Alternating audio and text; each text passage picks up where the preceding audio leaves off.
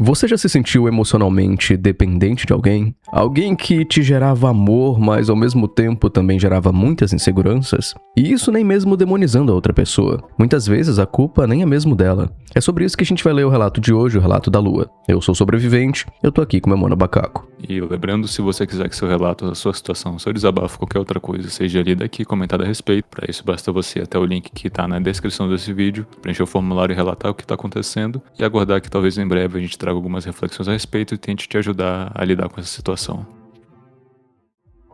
Vamos ao relato. Oi, absorvente. Amo todos os seus canais. Vamos lá. Olha, alguém, Bacaco aqui, já conhece o outro canal do sobrevivente também.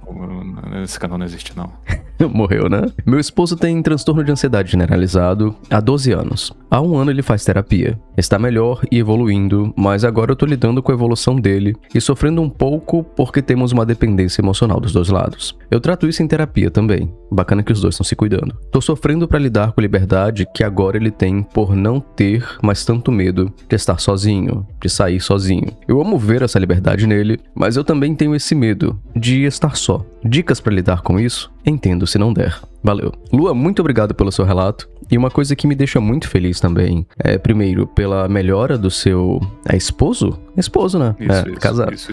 Pela melhora do seu esposo e também por você estar se cuidando na terapia. A gente sabe como terapia não é algo barato no Brasil, não é algo acessível. Então, legal que vocês estão investindo nisso. Eu diria que vocês já estão fazendo o correto. Tanto você está tratando essa insegurança, essa dependência emocional na terapia, quanto ele está lidando com a questão de ansiedade dele. Eu acho que um ponto aqui para trazer para você é que você não se sinta culpada por ter essa dependência emocional. Existe algo que eu vi eu tenho até vergonha de admitir isso, mas num livro de autoajuda, que falava sobre o círculo do inferno, que era a gente entrava num loop em que um sentimento negativo gerava outro sentimento negativo. Então, por exemplo, a sua ansiedade ou a sua dependência emocional acaba gerando talvez uma vergonha, e essa vergonha acaba gerando mais insegurança. O ideal seria, no início de tudo, você não se culpar por se sentir assim. Porque muitas vezes a gente tem uma série de problemas que esses problemas são amenizados ou pelo menos desaparecem quando a gente está próximo de uma pessoa. Então é interessante o quanto a gente se sente próximo dessa pessoa e quando essa pessoa nos faz bem, e ver essa pessoa tendo uma certa independência sem a gente gera uma série de inseguranças mesmo. Eu entendo que essa insegurança não pode ser necessariamente o medo de perder essa pessoa, mas o medo de talvez ela descobrir de alguma forma que ela talvez consiga ser mais feliz ou mais realizado sem você. O que eu acredito que não é o caso do seu relacionamento, já que uma vez que ele estava sofrendo com isso há 12 anos, eu não sei quanto tempo vocês estão juntos, mas finalmente com você, com a sua ajuda, com toda a sua postura, você tá ajudando ele também e ele tá ajudando você. Mas o principal ponto é você não se culpar por esse sentimento. Algumas pessoas vão falar talvez pra você que é um sentimento mesquinho, que é um sentimento que você não deveria sentir, que você deveria estar orgulhosa dele, e eu sei que nada disso diminui o orgulho que você tem por ele também. Mas não se culpe por ter essas emoções. Provavelmente, indo ao psicólogo, ele ou ela deve ter explicado isso pra você, mas de que tá tudo bem sentir esse tipo de coisa, né? Você já tá trabalhando nisso e, pra mim, assim, é um motivo de muito orgulho. Eu fico muito feliz por vocês mesmo. Eu acredito que boa parte das pessoas que já tiveram um relacionamento ou que pelo menos tiveram um relacionamento de forma mais intensa, sabem como é.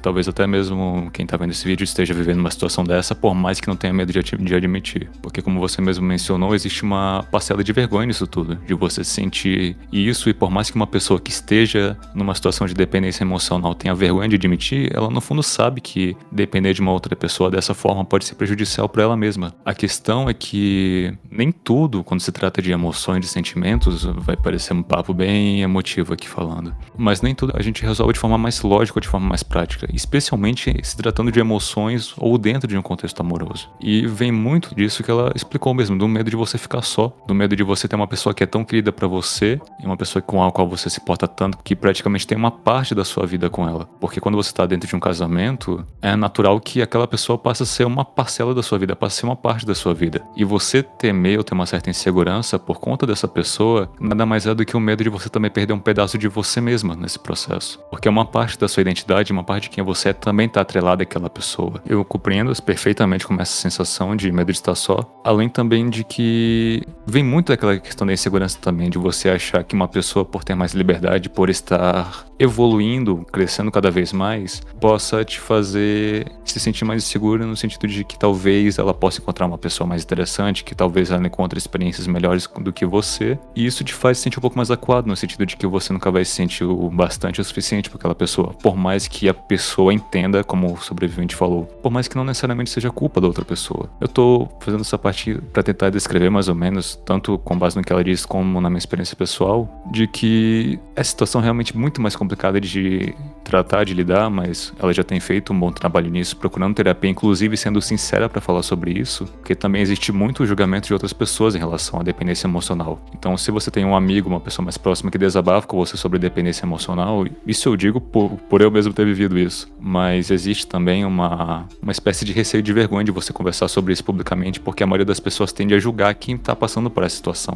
Além do fato de ela ter mencionado que essa dependência não é só de um lado, essa dependência é dos dois lados. Então ele também tem essa dependência, só que no caso dele essa dependência pode ser um pouco mais intensificada por conta da ansiedade, já que no cenário de dependência emocional é muito comum sintomas de ansiedade também, de você ter medo de perder outra pessoa, de ficar sem outra pessoa. E eu acho que o que é mais complicado de realmente tratar isso tudo é como você pode abordar isso de uma forma empática, ao mesmo tempo sem soar cruel, digamos, na forma de falar. Era algo que a gente inclusive estava falando antes de começar o vídeo, que a dúvida era sobre como abordar tudo isso de uma forma acolhedora, claro, mas ao mesmo tempo não tentando ser cruel, porque é meio difícil você ter que aceitar ou ter que lidar com o fato de que durante uma parte da nossa vida a gente vai sim ter momentos sozinhos e que a gente não tá tão acompanhado na maior parte do tempo como a gente acha que está de fato. Costumo pensar que a gente tem companhia, mas a gente não necessariamente está menos solitário.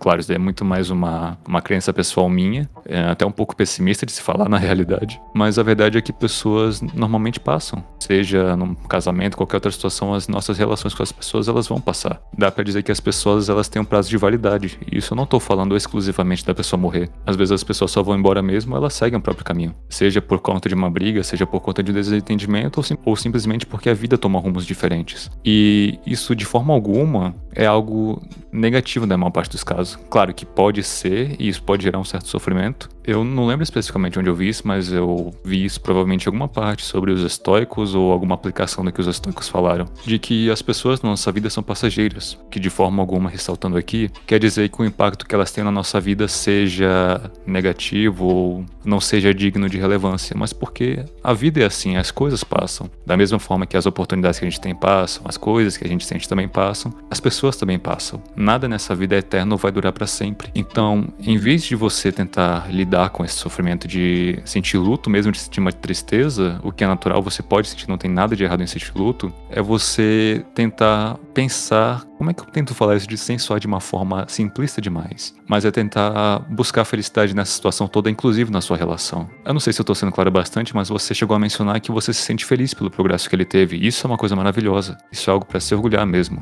Mas também é importante você ter em mente esse sentimento que você tem por ele, de você ver que ele tá evoluindo, de você ver que ele tá melhorando, e não tentar dar peso demais no seu medo de estar sozinha. Claro que isso é algo que você vai tratar com mais profundidade na terapia, com a sua psicóloga, etc. A questão disso tudo é você tentar, na medida do possível, viver a sua vida mesmo com a vida que ele tem. Eu acho que é buscar alguns relances de independência, né, no caso. Isso, exatamente. Ficou bem mais fácil você falando assim. Mas eu acho que é porque as pessoas, via de regra, têm uma tendência a achar que a partir do momento que você tá casado, a sua vida ou o seu mundo gira completamente em torno daquela pessoa. Claro que seu casamento é importante, você tem que dar prioridade pro seu casamento. Até porque é uma pessoa com a qual você firmou um compromisso, uma pessoa com a qual você vai passar o resto da sua vida. Mas mesmo com esse compromisso que você tem um pelo outro, é importante que cada um também tenha consciência da própria individualidade. Eu acho que esse é o ponto que vale a pena trazer pra tudo isso. O fato de você estar em uma relação não implica em dizer que você deve abrir mão de si mesma por conta do outro, mas que vocês dois devem ser dois indivíduos em prol de uma unidade, em prol de um bem comum. E isso inclui cada um buscar o bem-estar do outro, claro, mas também inclui cada um ser responsável ou ter um pouco mais de autonomia e independência em relação ao outro. Eu tô tentando pensar em como deixar isso de uma forma mais prática, de acordo com a situação, mas é como se da mesma forma que você se sente feliz por ele estar conseguindo progresso com o tratamento da ansiedade, etc., é importante que também você se sinta feliz pelas conquistas que você tem tido durante o seu próprio processo de aprendizado com tudo isso. E com isso eu quero dizer procurar sua própria independência mesmo. Claro, de não a ponto de isso prejudicar o seu relacionamento, mas de você ter sua vida junto com outra pessoa. Eu acho que tudo isso se resolve muito mais enxergando como uma vida que você divide com alguém do que uma vida que você vive para alguém. Complementando um pouco essa ideia do macaco, eu vejo essa situação, Lua, como se o seu relacionamento estivesse funcionando quase que inteiramente num modo de proteção, tanto pela dependência de vocês dois, quanto pela situação de saúde emocional do seu esposo. Então, nesse modo de proteção, vocês dois estavam contra o mundo. Eram vocês dois cuidando um do outro, vocês dois tentando aliviar o medo e a insegurança um do outro, e isso com certeza fortaleceu o vínculo de vocês. Isso realmente criou um vínculo muito forte, provavelmente elevou o amor de vocês para um nível que vocês não tinham experimentado antes, só que também... Desculpe, mas que é algo muito bom, inclusive raro de se acontecer hoje em dia. É verdade. Só que isso também gerou dependência, porque quando a outra pessoa melhora, seja você ou seu esposo, o sistema inteiro da relação que estava funcionando em modo de proteção muda. Então antes, você estava acostumada, por exemplo, com a proximidade constante com ele, você talvez agora esteja sentindo que tá perdendo algo, mesmo sem estar perdendo algo de fato. Porque você não tá sofrendo... Cara, é importante que isso fique muito claro pra você, Lua. Você não tá sofrendo porque o seu marido tá melhor. Você tá sofrendo provavelmente porque o equilíbrio antigo da sua relação acabou. É um novo equilíbrio, uma nova dinâmica agora que vocês estão vivendo. E como essa nova dinâmica ainda não se estabilizou dentro da sua mente, isso gera sofrimento. Tem uma ideia, eu não vou saber citar nenhum livro específico, mas tem uma ideia na psicologia que eles chamam de apego. E apego não é só amar alguém. Basicamente o sentimento de segurança que a gente tem um pelo outro, ou um com o outro. E durante muitos anos, a sua segurança com a do seu marido ficou completamente fortalecida. E ficou muito ligada à presença constante um do outro. Você se sente bem, apesar das questões emocionais, e ele se sentia bem, apesar das questões emocionais, quando os dois estavam muito juntos. Só que agora, como a segurança dele tá ficando mais interna, e não tá dependendo completamente de você, por exemplo, seu marido consegue sair, ficar sozinho, existir sem tanto medo, porque a ansiedade nesse nível é terrível, isso inevitavelmente te puxa pra um lugar novo, que é um lugar que você não sabe como se portar, porque o seu esposo já tá tendo uma certa independência na hora de resolver as coisas. E aí o que acontece? Esse medo de ficar só, entre aspas, não é exatamente sobre o medo do seu esposo sair. É mais sobre o pequeno vazio que aparece quando você não está ocupando o papel que você ocupava na relação antes. E aí, quando você se sente meio mal com isso, isso precisa ficar claro. Não quer dizer que você quer que ele piore ou volte a depender de você. Eu tenho certeza que você tem consciência disso. Significa só que a relação de vocês está numa espécie de transição. Vocês estão progredindo para um novo tipo de relação que vocês vão ter que construir. E mesmo que essa dinâmica mude, eu tô falando isso com a experiência de estar há 18 anos com a mesma mulher, certo? Lua, as relações mudam. A forma com que você vive com seu esposo agora, daqui a 2 anos, daqui a 3 anos, daqui a 10 anos, não vai ser a mesma relação. Vocês vão se tornar pessoas completamente diferentes, mais dependentes ou menos dependentes, não importa porque... E aí, cara, eu não quero soar bacaca, eu não quero soar romântico demais. Mas amor pra mim é isso, cara, é você se adaptar a quem o seu cônjuge tá se tornando. Amor pra mim é eu ver quem a minha mulher tá se tornando e eu decidir amar ela. Apesar da mudança. Apesar da mudança. Amarela, né? A minha mente de quinta série. Amarela. Amala. Amala, mas deu pra entender o meu ponto. Então, justamente, a maior prova de amor que você pode dar agora pro seu marido e vice-versa é aceitar a mudança que tá surgindo nele, confiar nele, abraçar essa mudança e decidir permanecer juntos, independente de qual mudança venha. E isso dá um trabalho do caramba, certo? Mas faz parte da vida 2. E eu espero que vocês tenham muita sorte nisso. Eu acho que a confiança é a parte que mais pesa nisso tudo. Porque por mais que você conheça uma pessoa por muito tempo e as coisas começam a mudar dessa forma, e você estava habituado, digamos assim, com uma outra versão daquela pessoa, é natural que você, por mais que você confie, ainda fica aquele receio, sabe? Aquele pouco de dúvida. E no fim das contas pode acontecer de que talvez esse sentimento, esse medo de estar só, no fim das contas seja medo só de perder aquela segurança que você tinha quando ele era mais próximo de você, de quando ele era mais dependente de você. Quando a gente perde um pouco dessa segurança, a gente fica meio sem saber o que esperar. E esse sentimento de não saber o que esperar de alguma coisa que é completamente ou fundamentalmente importante pra você, na maioria das vezes gera uma ansiedade, porque você tem medo de perder aquilo que de alguma forma te mantém no chão, aquilo que te sustenta. Só reafirmando aqui, a gente tá tratando de um casamento. Então, dentro de um casamento, a gente tá tratando com duas pessoas que sabem o pior uma da outra, que viveram por várias situações, que passaram por várias situações uma ao lado da outra, e de repente, quando ocorre uma mudança nesse ritmo, especialmente quando envolve a proteção, a confiança que um tinha no outro, é natural que você sinta que uma parte de você mesmo é abalada nesse processo. No fim das contas, como o sobrevivente falou, é você procurar se adaptar a essa circunstância nova. Claro, uma forma de você fazer isso é você também procurando a sua própria independência, sua própria autonomia, mas isso de forma alguma quer dizer que você está abrindo mão do seu relacionamento ou abrindo mão da parceria que vocês dois já construíram juntos. Às vezes a dinâmica muda, mas o fato da dinâmica mudar não muda o respeito, a confiança ou o companheirismo que vocês desenvolveram ao longo da vida. Um dos pontos que o Bacaco trouxe aqui, que é muito importante a gente deixar claro, é que além de toda essa questão de se adaptar à mudança da relação, é necessário que, e esse foi o ponto que o Bacaco abordou logo em seguida, mas de justamente ela desenvolver uma certa independência e criar uma espécie de mundo dela também. Tem uma psicoterapeuta chamada Esther Perel. Ela é filha de alguns sobreviventes de 2 sobreviventes do Holocausto, né?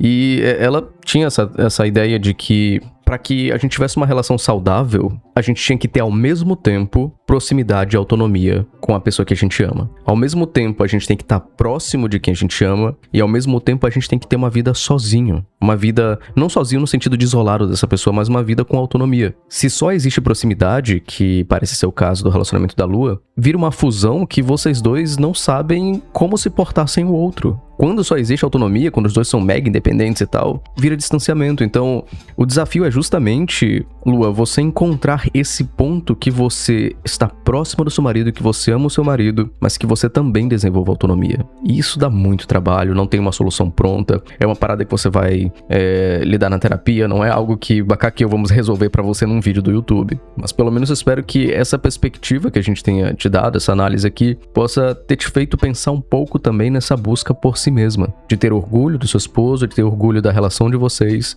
mas também desenvolver um pouco mais, principalmente da sua própria vida. O famoso buscar equilíbrio também, basicamente. Exato. Assim, naturalmente é importante a gente reconhecer que isso varia muito de pessoa para pessoa. O que eu quero dizer com isso? Algumas pessoas, naturalmente, por conta da criação, por conta do ambiente, por conta de personalidade, algumas pessoas vão ser facilmente ou naturalmente mais independentes, enquanto outras vão ser um pouco mais independentes. A questão disso tudo é você reconhecer tudo isso, e claro, com a terapia vai te ajudar com isso, você mesmo já tá lidando com isso quando você fala abertamente sobre isso, mas boa parte do processo de um relacionamento, inclusive a adaptação dentro de um relacionamento, também vem de você encontrar um equilíbrio entre como você se porta na relação e como você se porta com você mesma. Uma coisa não exclui a outra, obviamente, mas ambas as coisas precisam trabalhar em conformidade para que tudo na sua relação continue funcionando da forma que deveria. Muito obrigado por ter assistido esse vídeo até aqui. Eu espero que, caso você tenha interesse, você possa se inscrever no canal e ativar o sino de notificações e também enviar esse vídeo para alguém que você sente que precisa escutar essas palavras. Obrigado demais por ter escutado a gente até o final. Um forte abraço e até o próximo conteúdo.